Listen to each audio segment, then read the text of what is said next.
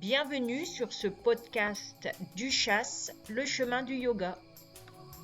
Un podcast dédié à cet art ancestral qu'est le yoga.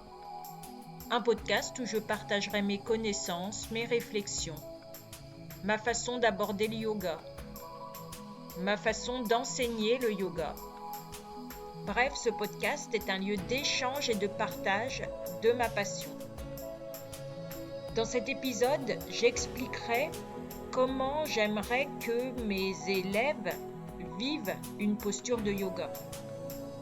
Car le yoga doit permettre de dépasser cette envie perpétuelle de vouloir imiter l'autre, de vouloir imiter une image d'une posture vue sur un magazine par exemple, ou de vouloir imiter la posture réalisée par son professeur de yoga. Le yoga, ce n'est pas vouloir paraître, mais c'est simplement vouloir être. La réalisation de posture doit permettre de dépasser le fait de vouloir être ce que l'on n'est pas.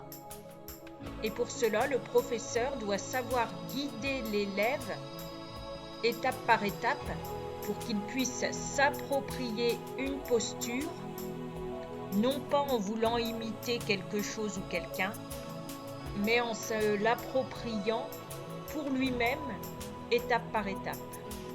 Et cela demande de lâcher prise sur le vouloir paraître, du vouloir ressembler à. Cette façon d'appréhender la prise de posture en yoga modèle, imprègne ma façon d'enseigner. C'est-à-dire que ça permet de mieux comprendre pourquoi je privilégie la transmission des enseignements du yoga, des enseignements pour réaliser des postures au moyen de la parole, et pourquoi je demande donc à mes élèves de me regarder le moins possible.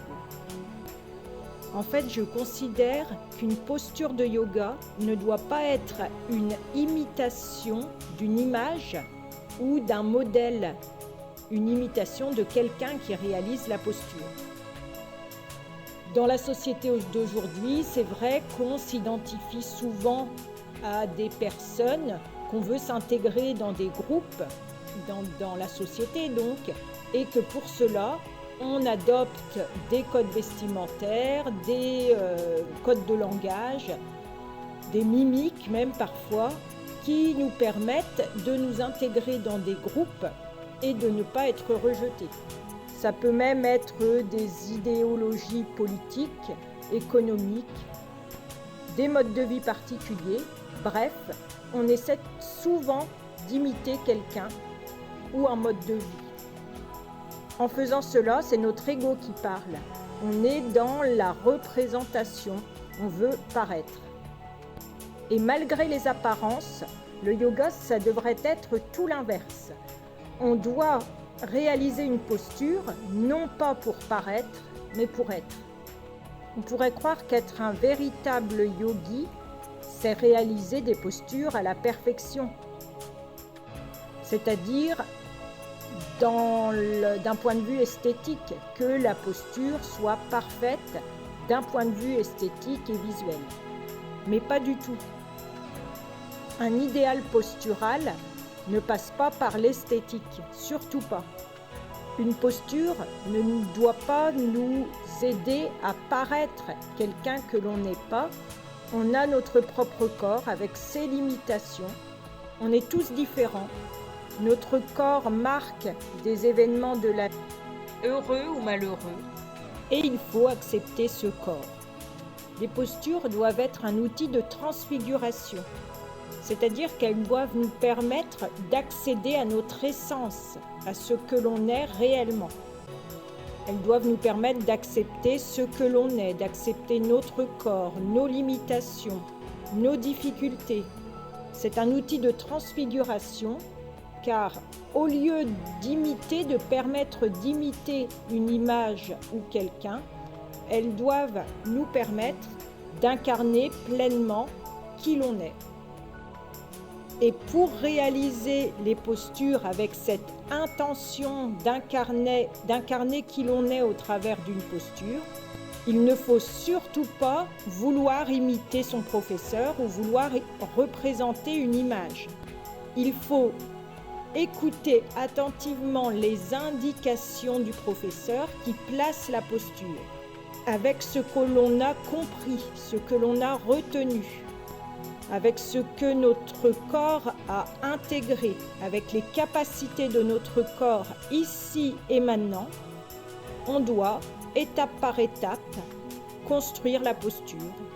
Cela passe souvent par l'alignement de l'axe vertébral, puis des membres avec l'axe vertébral, au moyen de gestes conscients, avec une écoute attentive du corps. Au rythme de la respiration, du souffle, c'est le professeur qui doit indiquer les respirations adéquates pour monter la posture.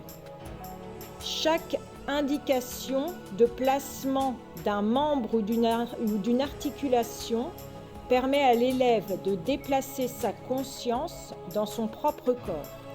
Cela instaure un niveau de concentration de plus en plus intense puisqu'il déploie sa conscience dans de multiples endroits, dans de multiples espaces à l'intérieur de son corps.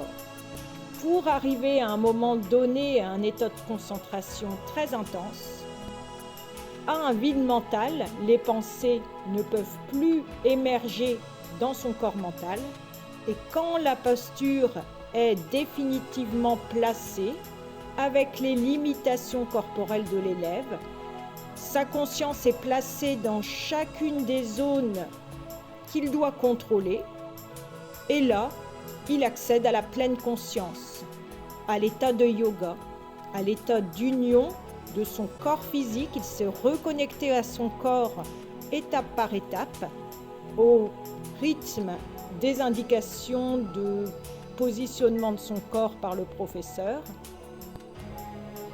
Et il a épuré son mental, il est redevenu un esprit plus pur. Il s'est reconnecté également à son souffle en progressant étape par étape dans une respiration de plus en plus consciente. La posture n'a pas été imitée, elle a été abordée en conscience, conscience de l'élève, de ses limitations, de ses possibilités, de son anatomie, de son souffle. Et c'est ainsi que l'élève a dépassé ce besoin de toujours imiter quelque chose ou quelqu'un. Il incarne une posture, l'essence d'une posture, avec bienveillance et authenticité.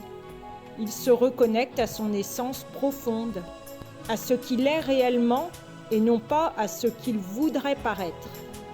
La qualité d'enseignement des postures est donc primordiale. Je pense qu'il ne faut pas que le professeur montre et que les élèves regardent. Il faut que le professeur décrive, ait la capacité de décrire une posture afin que l'élève puisse se concentrer intérieurement et puisse la réaliser avec bienveillance pour lui-même et avec cette intention de vivre une posture de yoga pour lui-même et pas pour paraître vis-à-vis des autres. Une des leçons de la réalisation des postures de yoga, c'est de vivre pour soi-même et non pas pour paraître devant les autres, je pense. Bonne pratique!